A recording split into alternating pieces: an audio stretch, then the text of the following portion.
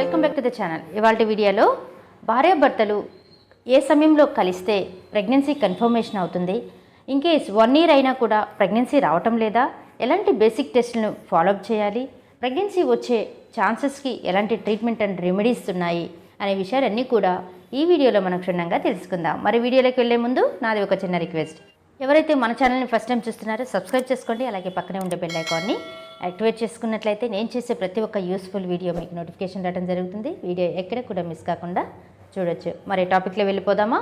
టాపిక్లో వెళ్ళే ముందు ఒక చిన్న రిక్వెస్ట్, ఈ హెల్త్ ఇష్యూస్ కావచ్చు, గైనకాలజికల్ ఇష్యూస్ కావచ్చు, ఏదైనా డయాగ్నోసిస్ చేయాలి అంటే ప్రాపర్ హిస్టరీ అనేది చాలా అవసరం.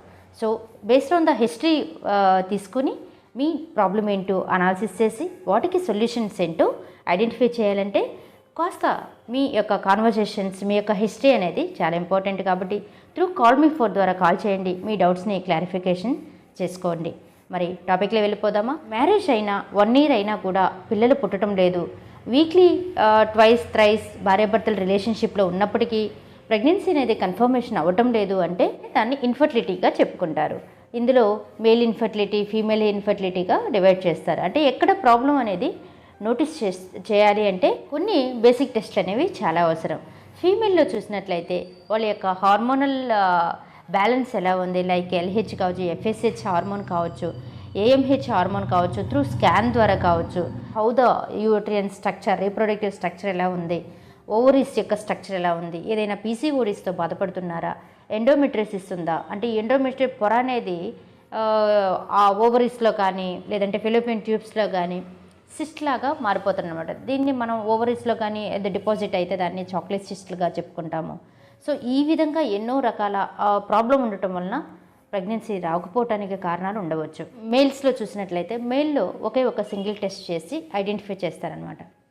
అది ఏంటి అంటే సెమెన్ అనాలిసిస్. ఎవరికైతే ఇన్వెస్టిగేషన్ చేయాలి అనుకుంటారో ఆ కపుల్కి ఎడ్యుకేట్ చేస్తారు. 3 days వరకు కూడా భార్యాభర్తలు కలవకుండా 3rd day are 4th day వచ్చేసి ల్యాబొరేటరీలో సెమెన్ అనాలిసిస్ ఇచ్చినట్లయితే దానిలో దాని యొక్క మొటిలిటీ ఎంత ఉంది, అంటే మొటిలిటీ అంటే కదలిక, స్పోమ్ కదలిక ఎలా ఉంది, స్ట్రక్చర్ ఎలా ఉంది, లైక్ మార్ఫాలజీ అంటారన్నమాట. హెడ్ ఎలా ఉంది, నెక్, టైల్, దాని యొక్క డిఫార్మిటీస్ ఏదన్నా ఉన్నాయా, కొంతమందిలో టైల్ లేకపోవటం, నెక్ డిఫార్మిటీస్ రావటం, ఇలాంటివి చూస్తూ ఉంటాం. సో ఇవన్నీ కూడా అనాలిసిస్ చేయాలి అంటే సెమెన్ టెస్ట్ చాలా ఇంపార్టెంట్. సో ఇవన్నీ కూడా నార్మల్గా ఉన్నాయి. ఫర్దర్గా ఏంటి, పీరియడ్స్ రెగ్యులారిటీ కూడా అనాలిసిస్ చేస్తారనమాట. 28 days cycle, 30 days cycle, 35 days cycle అనేది ట్రాక్ చేస్తారనమాట.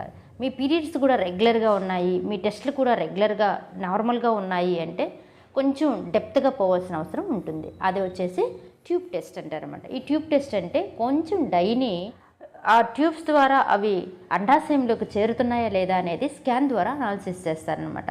సో దీన్ని ట్యూబ్ టెస్ట్ అంటారు. సో ఈ ట్యూబ్ టెస్ట్ ఎక్కడ బ్లాక్స్ ఉన్నాయి, ఏదైనా పొరలో అడ్డున్నాయా, ఇన్కేస్ ఈ డైని ఇన్సర్ట్ చేసినప్పుడు ఏమవుతుందంటే ట్యూబ్స్లో ఏదైనా బ్లాక్స్ ఉంటే అది బ్యాక్ ఫ్లో అవుతుందన్నమాట, వెనక్కి వచ్చేస్తుంది, అది అండాశయంని చేరదు. సో ఈ విధంగా కూడా అసిస్ట్ చేసుకో. ఈ టెస్ట్ చేసినప్పుడు గైనకాలజిస్ట్కి కన్ఫర్మేషన్ అయిపోతుంది మీకు ఏ పద్ధతి అయితే మీకు సూట్ అవుతుంది. Next they will go for IUI. IUI అంటే ఇంట్రా యూట్రియన్ ఇన్సెమినేషన్.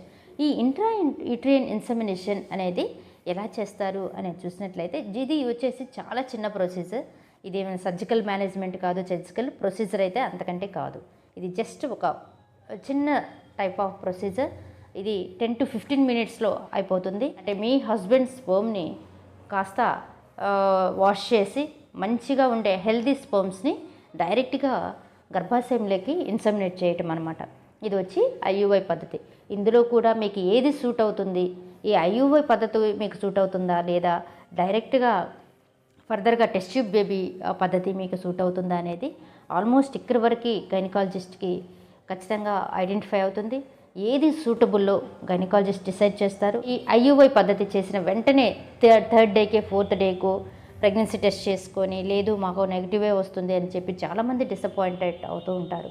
ఐయుఐ ప్రొసీజర్ చేసిన 14th dayకి మాత్రమే రిజల్ట్ అనేది తెలుస్తుంది. మీరు ఎవరైతే ఐయుఐ ట్రీట్మెంట్లో ఉంటారో వాళ్ళు 14th day ఆఫ్ ప్రొసీజర్ తర్వాత ప్రెగ్నెన్సీ టెస్ట్ చేసుకోండి.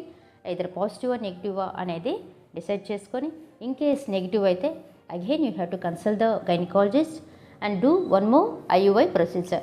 అంటే ఈ ఐయుఐ పద్ధతులు అనేవి ఎట్ ఎ టైంలో సక్సెస్ రేట్ అనేది ఉండదు. 3 to 4 సిట్టింగ్స్ అనేది అవసరమవుతుంది. ఇదండి వీడియో.